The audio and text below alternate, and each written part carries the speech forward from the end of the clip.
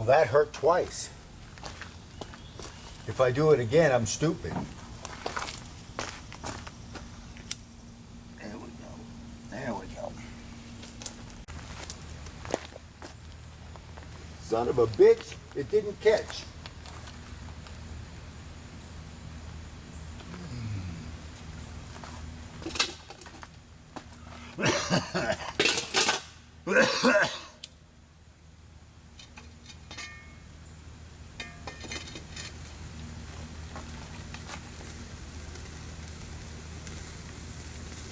There we go.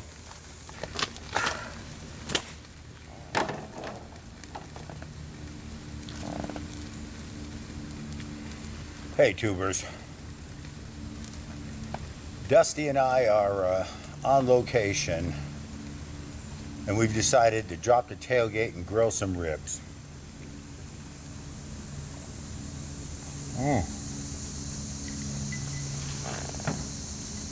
It is a hot one today. Don't kid yourselves. So, let's see. What's the subject of today's conversation? I'll tell you what. I believe there are three kinds of car repairs. And you can tell me in the comments if I'm wrong. The first kind of car repair is when you use original equipment. Whether somebody else does the work, you do it for yourself, doesn't matter. You're using original equipment, replacing every nut and bolt correctly, torqued to spec. There you go.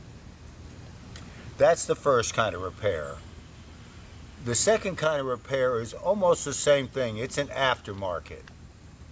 And in that case, it's not the people who are doing the repair. It could be the same quality of workmanship, nut and bolt turned exactly the same, but the difference is the parts.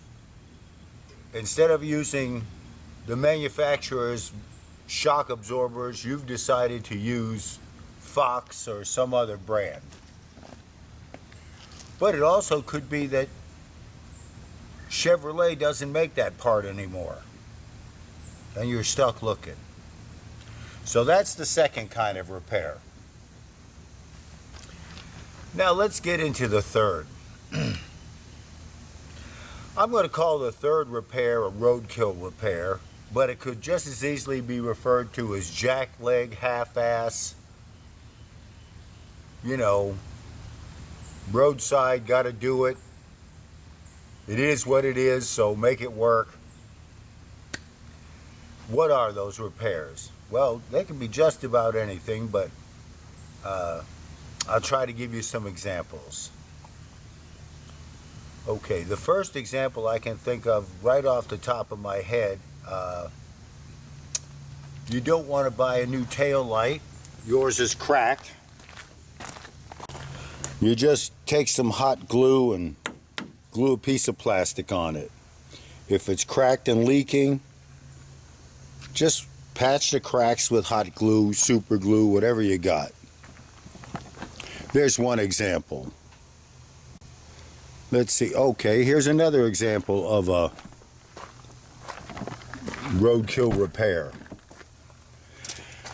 Instead of buying a new seat cover or sending it out to be professionally done, you decide to sew it together with dental floss. And if you're paying for these kind of repairs, you're screwing up. Here's another example. Instead of buying this whole latch, you've decided to just drill it out and hold it together with a zip tie. Not exactly factory. On this truck, I could go on and on. From pieces of the Coleman stove holding it together to my favorite, that's a big pen under there as a spacer, washer, whatever you want to call it, for the emergency brake cable. because I don't want to buy all those pieces and the rubber bushing wore out. Oh. Yeah, lots of different reasons for doing that. Here's another good one. Body work. I slid in the snow and put this whole panel against a tree. Popped out the flare and the tail light. I got under the truck with a 2x4 on my feet and just kicked it back to some kind of pretty good. The only part that really cracked for paint was right up here. Again, just patching it together, keeping it rolling. Those are the kind of repairs I'm talking about, and if you're paying for them, you're screwing up.